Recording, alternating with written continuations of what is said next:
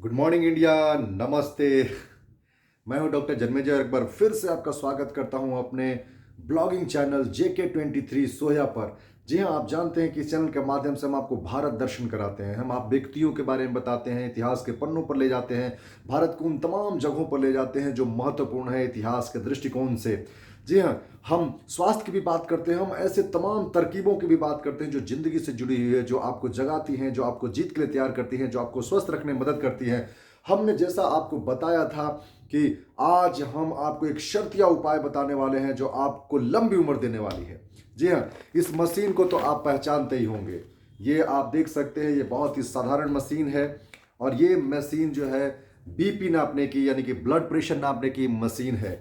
इस मशीन के द्वारा हम ये तय कर सकते हैं कि हमारा ब्लड प्रेशर यानी हमारा रक्तचाप कितना है। जी हाँ, तो बहुत ज़्यादा रक्तचाप घट जाता है तो उसे हम हाइपोटेंशन कहते हैं और बहुत ज़्यादा बढ़ जाए तो उसे हम हाइपरटेंशन कहते हैं। और आज समाज में, देश में, दुनिया में तमाम जगहों पर लोगों को हाइपरटेंशन की समस्या ग्रसित कर रही है, उनको बहुत परेशान कर रही है। ये हाइपरटेंशन क्या होता है? आप जानते हैं कि जब किसी पाइप के माध्यम से, किसी पाइप से होकर के कोई तरल पदार्थ बहती है तो वो पाइप के दीवारों पर एक प्रेशर डालती है। उस प्रेशर को हम उस द्रव्य का प्रेशर कहते हैं। उसी प्रकार से जब खून यानी ब्लड हमारे शरीर के अंदर की नलियां जो है, खून की नलियां, रक्त वाहिकाएं जिसे शिरा धमनी कहते हैं, जिसे हम आर्टरियन वेन्स कहते हैं, उस आर्टरियन वेन्स में जब खून बहता है तो वो खून की नलियों पर एक दबाव डालता है, उसी को हम ब्लड प्रेशर कहते हैं यानी रक्त का चाप कहते हैं, रक्तचाप कहते हैं। जब ये प्रेशर बहुत बढ़ जाता है तो हमारा शरीर बीमार होने लगता है और इसी को हम हाइपरटेंशन या हाइपोटेंशन कहते हैं। हाइपरटेंशन, अब देखिए कि जब ये खून की नलियों का डायमीटर एक फिक्स डायमीटर होता है, यदि ये डायमीटर किसी कारण से बहुत सिकुड़ जाए, बहुत नैरो हो जाए, पतला सा हो जाए, जब उसमें बहुत पतला सा सुराख बच जाए, ऐसी स्थिति में उन पतली सी नलियों के में जो छिद्र है उसके द्वारा ब्लड को पार कराने के लिए हार्ट को बहुत ज़्यादा मेहनत करना पड़ता है, बहुत प्रेशर जनरेट करनी पड़ती है। उसी को हम कहते हैं कि एक हाई प्रेशर के द्वारा ब्लड को जेट करना पड़ता है, उसको हाइपरटेंशन कहते हैं। और यह स्थिति कब होती है? जब हम लापरवाह, बेगार होकर के बेगारी के साथ अपना भोजन खाते हैं, तेल मसाले खाते हैं, डालडा घी खाते हैं, तो हम मोटे हो जाते हैं। ऐसे ये जो हमारा मोटू है, ये देखिए अपना मोटू, मोटू की तरह हमारा पेट, और हमारे पेट पे चर्बी बढ़ती है, हमारे खून के नलियों पर भी वसा यानी कोलेस्ट्रॉल जमने लगता है और कोलेस्ट्रॉल हमारे खून के नलियों की जो डायमीटर उसको कम कर देता है और ये पैदा करता है हाइपरटेंशन। और इस मशीन के द्वारा हम हाइपरटेंशन नापते हैं। साथियों, हम बात कर रहे थे कि हमारे उम्र को कैसे बढ़ाएंगे। तो हमारे उम्र को की घटना या हमारे उम्र का रिड्यूस कर देना, ये कैसे तय होता है? तो आप बताइए।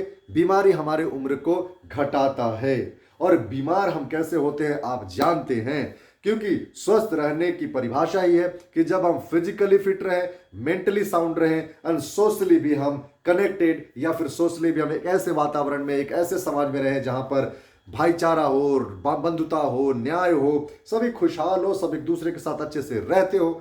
तो ऐसी स्थिति में पैदा करनी है।